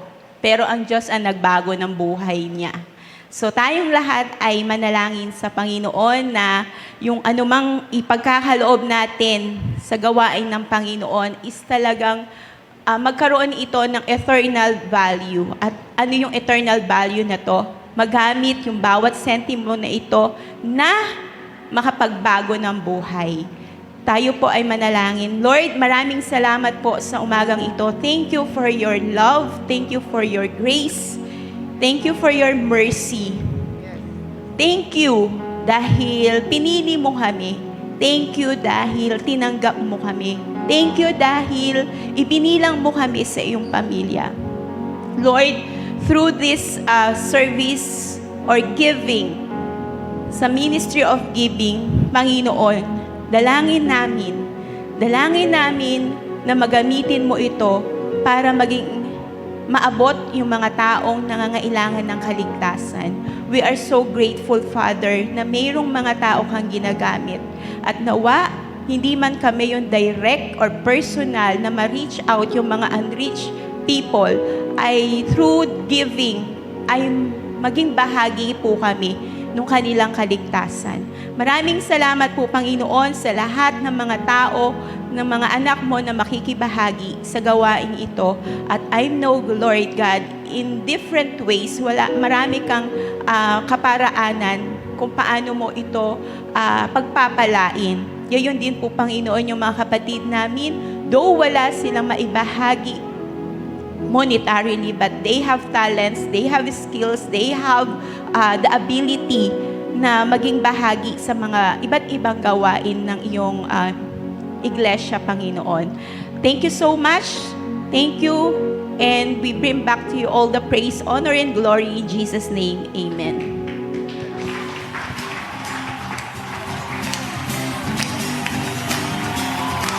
Uulan ng pagpapala, uulan ng pagpapala, uulan ng pagpapala sa bayan ito, O Diyos.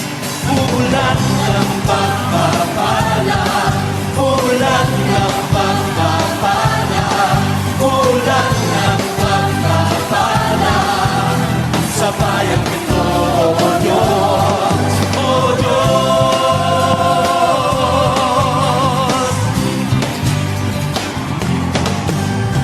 kung kami ay luluho at sa iyo ay sasamba, kami ay iyong diringgin at ang bayang ito'y iyong pagagalingin. Ulan ng pagpapala, ulan ng pagpapala, ulan ng pagpapala sa bayang ito.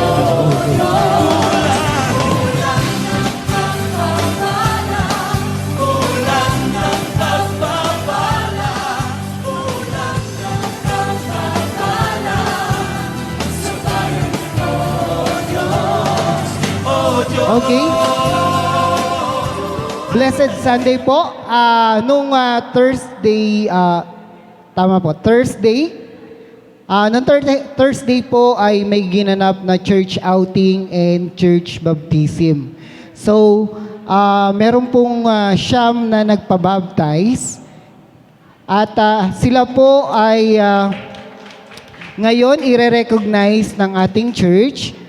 Tatawagin po natin isa-isa lahat ng nagpabaptize para po sila ay makilala na sila po ay handa ng sumunod sa ating Panginoon. Kasi po ang baptism po, hindi po yan, sabi ko nga po sa inyo, di ba? Hindi yan na nakakapagligtas sa tao.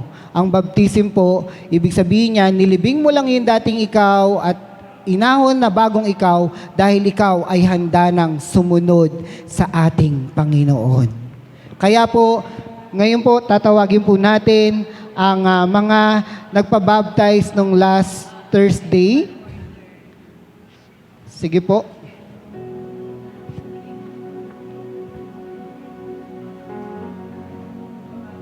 Tawagin po natin at palakpakan ang kapatid nating si Brother Rodwin.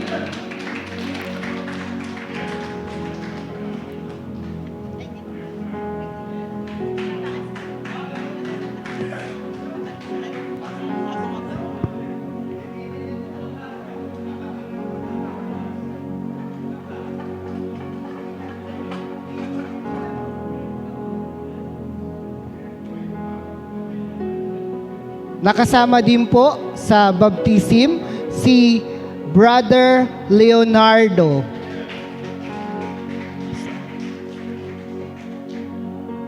Tawagin din natin si Sister Alice.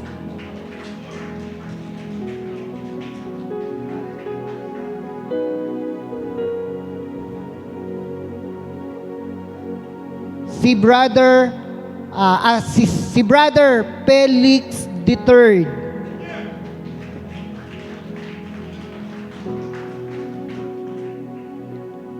Si Sister Marilyn.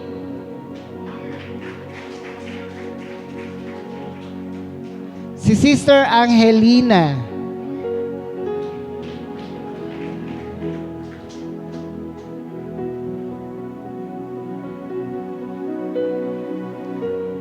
Tawagin din natin at palakpakan si Brother Donato.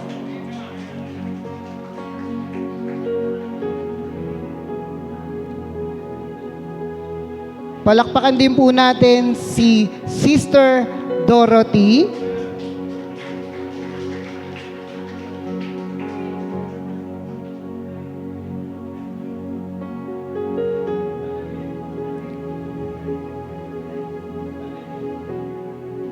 At ang huli po ay si Brother Florencio. Sila po ang mga nagpabaptize nung last Thursday na handang sumunod sa ipinapagawa ng ating Panginoon. Palakpakan po natin silang lahat.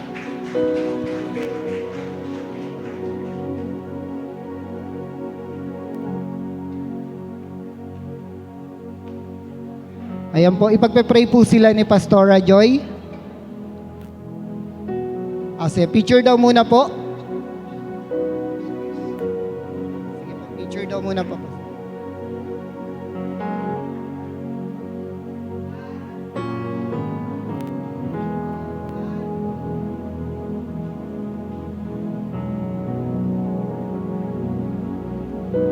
Ayan, tayo pong lahat ay tumayo para po i-commit ang buhay nila sa ating Panginoon. Mga kapatid, before I pray for them, kilala nyo naman sila. Yan, tingnan po natin ang mga mukha nila. Sa inyo po, ikinukumit ko yung pangangalaga din sa kanila. Tulungan po natin sila na lumago. Akapin natin sila, ipag-pray natin sila. And with all of our heart, tanggapin po natin sila sa pamilya ng Jesus is Our Shelter Church. Sige po, let us extend our hands to them and let us commit their lives to our powerful God. Father in heaven, you are so good. You are so faithful, loving in all your ways. Salamat, Panginoon, sa buhay ng mga anak mo na to. na they are decided to follow you. And they followed your example, Panginoon, na magpa-undergo, Panginoon, sa baptism. Lord, salamat po as you can see their hearts. Panginoon, tulungan mo sila, Panginoon, sa kanilang mga kahinaan. Tulungan mo po sila, Panginoon, na ma-fulfill your divine call para sa kanilang buhay. Lord, apart from you, they are nothing. Apart from you, we are nothing. Lord, help them to abide in you every moment of their lives. Help them, Panginoon, na makatagpo ka, Panginoon, and they will desire, Panginoon, na lagi kayong makasama. Lord, mauhaw sila sa presensya mo. Kauhawan din nila ang iyong salita, Panginoon. And Lord, sa buhay nila, Panginoon, lagi kayo, Panginoon, ang maging sentro. Sapagkat, Lord, lahat sa buhay na to mawawala. Everything, God, nang nakikita namin sa aming paligid will easily pass away, even our lives. Kaya, Lord, maging kayo ang sentro ng kanilang buhay. Maging conscious sila, Panginoon, na kayo ang kanilang Diyos at yung identity, Panginoon, yung identity nila sa iyo, Panginoon. Lord, maraming salamat po. Help them to grow in love, grow in faith, grow in their knowledge of the Son of God. And Lord, yung pinakang ultimate call mo sa bawat isa sa amin, I pray that they will be like you. Like you. Makita yung Christ-likeness sa buhay po nila as they desire to follow you. Lord, we give you all the highest praises, glory, and honor sa kanilang buhay at sa tagumpay na binigay mo na po sa kanila ngayon pa lang. For the glory of your name, in Jesus' mighty name we pray. Amen. Amen. Congratulations po. Yan, i-congratulate po natin yung ating mga kapatid. Yan, i-congratulate po natin sila. Yan, alagaan po natin sila sa panalangin, lagi po natin silang kausapin. Yan, minsan po, kailangan lang konting kausap. And then sa mga kabataan pa po na hindi pa nagpapabaptize, nagulat po ako, walang mga kabataan na nagpabaptize. Yeah, i-approach lang po nyo si Pastor Ercel. And willing po kami na i-baptize po kayo every time, anytime na kailangan po nyo. Willing po kami na i-baptize kayo, mga kabataan. Kindly approach lang po yung inyong ministry head, si John Lloyd or si Pastor Ercel. Sige po, tayo po ay dadako na sa pangwakas na panalangin. For special announcement po, cancel muna ang teaching ministry to give way sa isang mahalagang pagpupulong po ng board. May mahalaga lang pong dapat na pag-usapan ang board. Kaya for this Sunday, ni-request ko po kay Brother Arnold to cancel the teaching ministry session. But rest assured po, this coming Sunday, balik na po tayo doon sa ating 45 minutes to 1 hour na teaching ministry sa ating pong pag-aaral. Sige po, let us thank God. Father God, salamat sa ginawa mo po sa amin, sa aming mga puso, Panginoon. Sa natutunan namin from your messenger, Panginoon. Lord, salamat na sa lahat ng bagay, kayo ang gumagawa, kumikilos para po sa aming ikabubuti, ikalalago. Lord, gawin po ninyo na matabang sisidlan ang aming puso, Panginoon, na anuman po yung revelation mo sa message po na pinadala mo through our brother, Pastor Peter Villarin. Kayo, Panginoon, ang patuloy na magdilig nito, Panginoon, hanggang mamunga. Lord, corporately, we are also extending our love and our thanksgiving to your servant, to your son and to your servant, Pastor Peter. Lord, pahabain mo pa ang kanyang buhay. Bigyan mo siya ng malusog na pangangatawan, malusog na kaisipan, malusog na espiritual na pamumuhay upang, Lord, lalo mo pa po siyang magamit sa iyong ubasan. Only you, God, ang nakakaalam at nakakabatid ng iyong ng yung plano, yung kompletong plano sa kanyang buhay. Father God, we entrust completely his life to your holy hands. Do unto him what you want him to do for you alone. Sapagkat alam namin na as we love you, automatic na yung pagmamahal niya. Panginoon, kapatiran man yan o hindi man kapatiran, that is the result of our undying love and devotion for you. Lord, salamat po na iingatan mo siya, and with long and satisfying life, hindi mo po ipagkakait, because you are the God who is able to do exceedingly abundantly more than kung ano man yung panalangin niya at ninanais niya sa kanyang buhay. Ganon din po kay Pastor Ambet na kanyang kasama, Panginoon. Nakikita mo rin ang kanyang puso, Panginoon. Read his heart, read the secret petition of his heart, his innermost desire, God. If it is in according to your perfect will, it is done. It is done. In the mighty name of the Lord Jesus Christ. Father God, sa aking mga kapatid na patuloy na nagmamahal, nananabik, nagnanais na matuto lumago, magpatuloy, Panginoon, at magamit mo, Panginoon, habang sila ay binibigyan mo pa nung hiram na hininga. Lord, I asked you na bigyan mo sila ng kalakasan. Kalakasang espiritual, kalakasang pisikal, and the desire, Panginoon, na tunay na ikaw ang malugod. Because to live is Christ and to die is gain. Lord, habang may oras, may pagkakataon, ibigay nila ang kanilang buhay at lakas sa inyo. Lord, maging sa pagnaginip, katagpuin mo sila kung ano man po yung ministeryo na nais mo na mag-involve sila dito sa church. Ano man po, Panginoon, yung kung sino man yung mga tao pa na gusto mong maabot through their hands, through their heart, through their mouth, through their feet. Lord, maging sa pagnaginip, i-reveal mo yun sa kanila, Panginoon, at walang masayang na oras, Panginoon.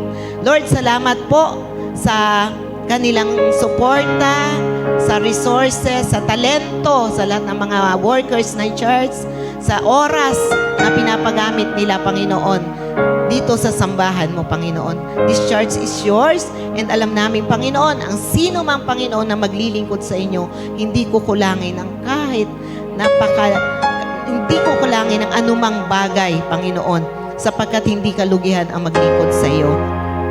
Lord, maraming salamat na anuman po, Panginoon, ang kanilang mga pangangailangan.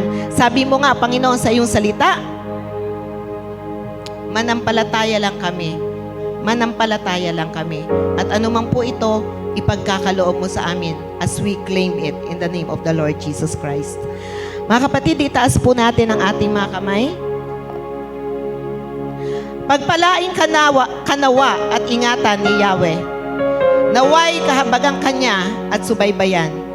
Lingapin kanawa niya at bigyan ng kapayapaan. To our living God be the glory, the honor, the thanksgiving, the adoration in Jesus' mighty name, our Lord. Amen. Amen. Thank you for coming, and let us all celebrate again the goodness of God this coming Sunday. And don't forget, every Wednesday at 7 o'clock, meron po tayong sama-samang prayer meeting. Please come kung kayo po may mga pangangailangan, may prayer request. Please, makipag-fellowship po kayo sa amin. Masaya po dito pag Sunday. Nagkakabanding-banding, nagkakausap-usap po. Thank you, everyone. Yan. So, bago po